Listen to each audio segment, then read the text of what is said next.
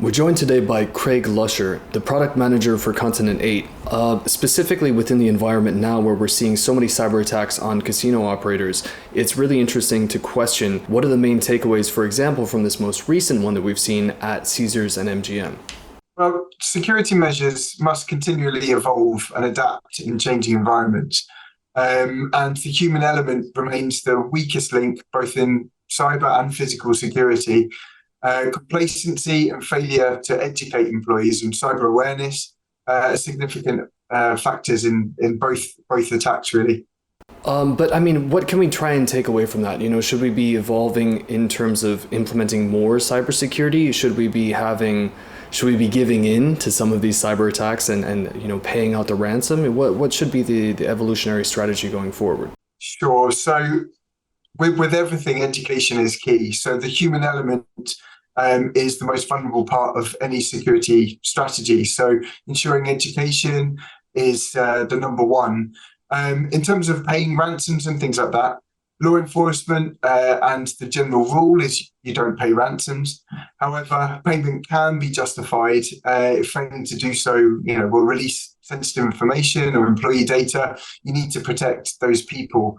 So the decision to pay a ransom should be on a case-by-case basis and consider the potential kind of legal repercussions as well as the organization's preparedness for data and system recovery. Now, we're going to run back to that in just a second, but I just want to look at kind of the difference between online and land-based. Who are actually more vulnerable, the online gaming operators or the land-based gaming operators? Well, land-based operators are more vulnerable due to that human factor, I suppose, especially when targeted by phishing campaigns and ransomware. Online casinos can be taken offline quickly if they're not adequately protected, particularly from DDoS attacks, phishing and ransomware again.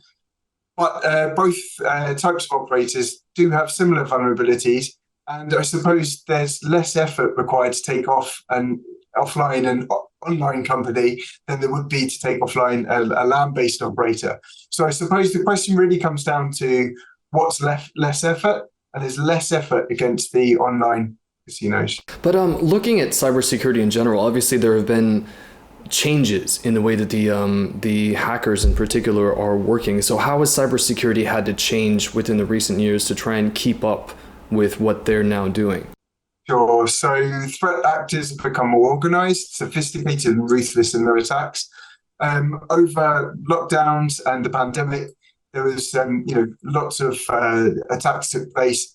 Lots of money was made, and in fact, they kind of reinvested this money into their own infrastructure and tools, and that kind of has helped them break in and attack faster than ever before. So in 2018, I think it took around 10 hours for a cyber attacker to get into the systems and kind of move within those systems. Nowadays, we're looking at under 1.5 hours to do the same sort of job. So it's really the pandemic really provided more opportunities to exploit the changes in work patterns and things like that. So obviously, the adoption of AI and machine learning by the hacking community has also increased, allowing more efficient and objective attacks. So AI is very good at doing things objectively, and cybersecurity is something that it's either protected or it's not. The exploit's either there or it's not. So it's very easy for these tools to go in and start probing and finding vulnerabilities. I mean, you mentioned how the amount of time in which people can then hack into your system has gone down quite a bit, but how about the detection time? What exactly are we looking at in terms of the detection time once you've identified a threat? Or how long can it take to identify a potential threat to your system? Sure. So, infiltration can take anywhere from weeks to a year, right? So you could get into the system, they may have a handhold in there and kind of slowly kind of prise open the doors over a period of time. Once in, they might put backup entries in and things like that. So it can take a long time for these things to be put in place. All the while, it's undetected by the security teams. So, it can take on average about a year since initial kind of initial attack and initial hack into your system between them being detected by the InfoSec teams. There are also specialist hackers known as access brokers that will identify these vulnerabilities and ensure the access is there and backed up by access as well before selling that access onto other organizations that can then kind of do the ransom or do the hack or do the kind of next stage of that attack. Remediation time. So, if an attack takes place and maybe there's ransomware or something like that, if InfoSec teams are prepared, it can take on average about 7 days to kind of pull all that data back in. If they're not prepared, it's a piece of string, and 6 months down the line, they could still be feeling effects of that attack. I mean, just to touch back on the recent scenario that we saw with MGM, would you say that kind of response time in order to fix the issue was industry standard? I mean, it's a tricky one to comment on that precise scenario. I mean, it can take anywhere between a week and 6 months. So if they do things within a week, great. If it takes longer than that, it's still not unknown. So it's hard to pin down. So I mean, basic takeaway from this is that if you get hacked, it's going to be bad.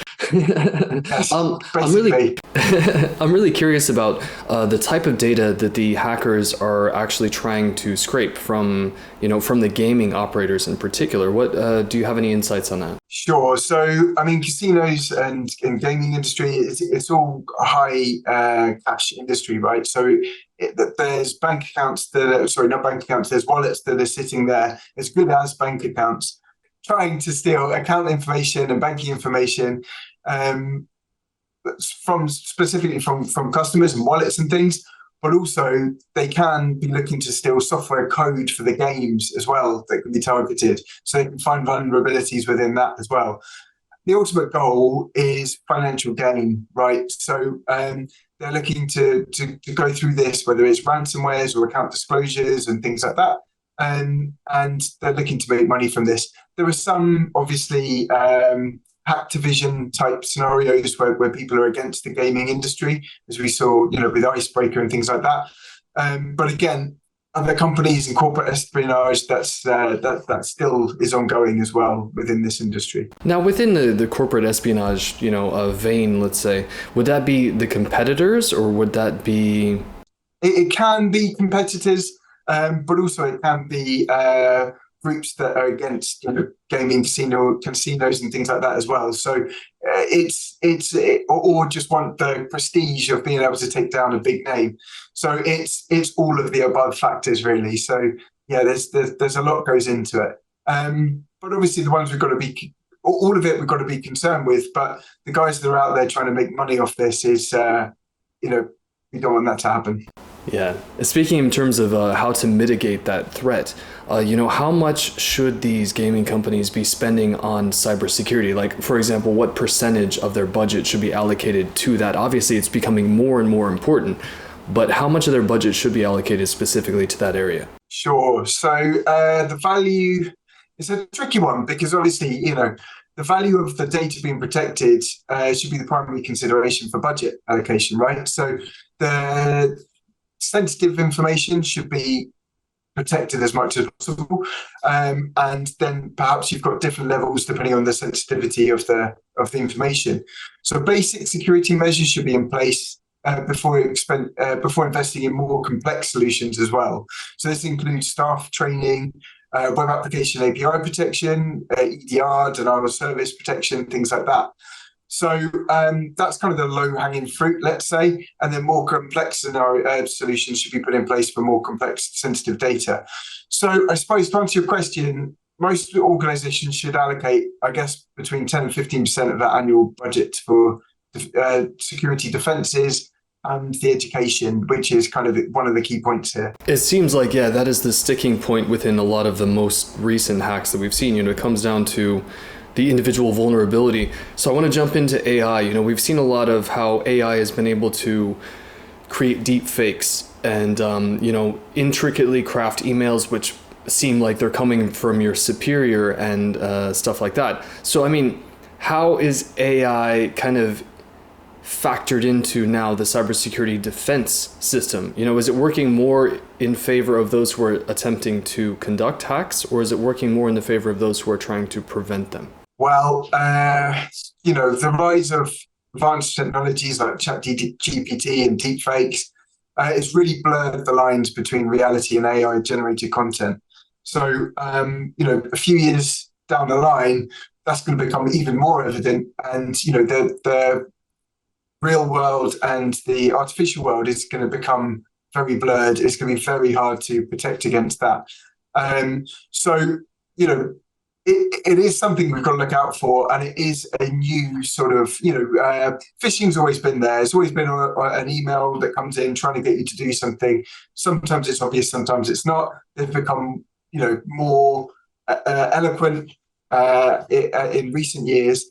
But with deep fakes and things like that, and somebody phoning you up and you know their voice and is asking you to do something, especially in a personalized authority, it could be in your chain of command or your CEO or something. We're going to see a lot more of that sort of thing happening due to all the information that's out there, personal information that's out there on the web. You can start to relate to things, and it's going to be hard to really work out what's real and what's not. I guess two-factor authentication and verification may become more widespread to authenticate video and audio calls and videos, I suppose. Is that technology currently, being used out there? Is it already in the works? Is it widespread? Yeah, in terms of the actual deepfakes and things like that, using that in a cyber attacks, I guess, Chatty Goblin is an attack that happened at various casinos in the Philippines and Southeast Asia that used kind of that social engineering on their customer support desks to try and get them to open a payload, which would then allow them access into their systems. And that was successful. So I suppose, AI generated content is happening at the moment in the cyber security space. Can we protect against it? Well, we can. Two-factor is kind of the main, or multi-factor is kind of the main way to go. It could result in you and I having this conversation over video and passing each other a password or something similar that we can verify against, and going back to that kind of route, I suppose. It sounds almost like we're going into the spy years, the Cold War. What's the password? A lot of these operators are currently also operating kind of on a little bit more antiquated systems.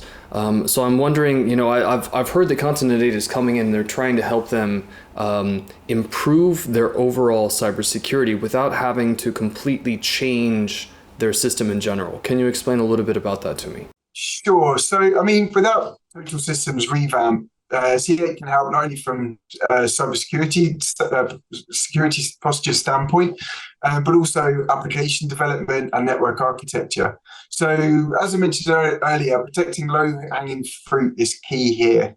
So, we offer intrusion detection and prevention services and vulnerability and penetration tests to assess kind of a company's security posture. And this also helps you comply with regulation in some jurisdictions as well. But we can also provide managed endpoint detection solutions to protect laptops and servers. DDoS protection protects kind of the network. It keeps businesses and websites online and alive during a DDoS attack.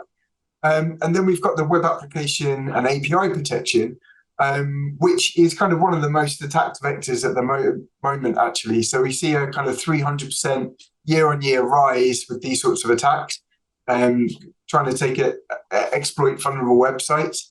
And what we could do with that is we put a proxy in front of your website. So any kind of antiquated or legacy components that may be running on your website just kind of have that standard veil of protection from that web service. So this also means that developers can kind of bring in new features and functions quicker to the market because that's kind of standardized security is there.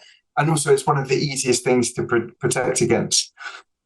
So there's kind of a correlation between how hard something is to protect against and the cost, obviously. But also the simpler something is, the more likely it is to be attacked as well. So, that low-hanging fruit, it's good to get that base protection in, just to ensure that the easy targets for attackers aren't taken advantage of.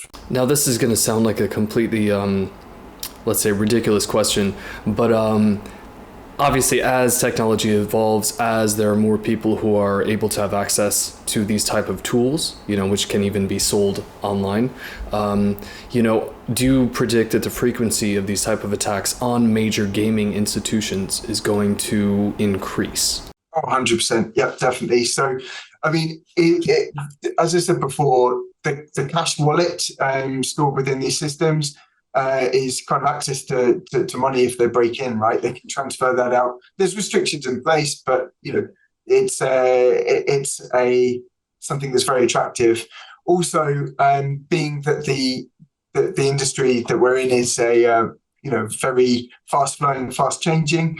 Everybody's trying to get like a unique selling point amongst the competitors. New features are being released quickly. Sometimes they may not have they might have exploits in there that are, or vulnerabilities in there that are waiting to be exploited. So as things are constantly changing, the risk of attack constantly changes as well. So what might be adequate protection one day, a year down the line, systems have changed, everything's moved on. That same protection might not stand anymore. So it's a constantly evolving thing, and you've got to. Cybersecurity is not only about paying attention to what you are protecting and the tools that you're putting into place to protect. It's also about accepting the risks and trying to evaluate that as a constant moving target. So, I mean, how far up the totem pole are gaming operators in terms of those who are going to be primarily attacked? Yeah, so they're right up there, definitely. So anything with money in mind. So these attackers see gaming companies and casinos having a lot of money, being able to pay the ransoms. They see, the cash wallets sitting there, being able to be cash to be taken out of there. And also, it's not just the cash wallets; it's also the reward systems, as we've seen, and anything that's kind of related to that kind of anything that they can use in that case. So it's a very attractive target for attackers. Well, there's going to be more and more threats which are increasing worldwide, unfortunately, but it seems like that, companies like Continent 8 are out there who are able to be helping companies to, shroud themselves a little bit from it and, when necessary, move on with the consequences. Thank you very much for your time. Yet again, Craig Lusher, the product manager for Continent 8. Thank you.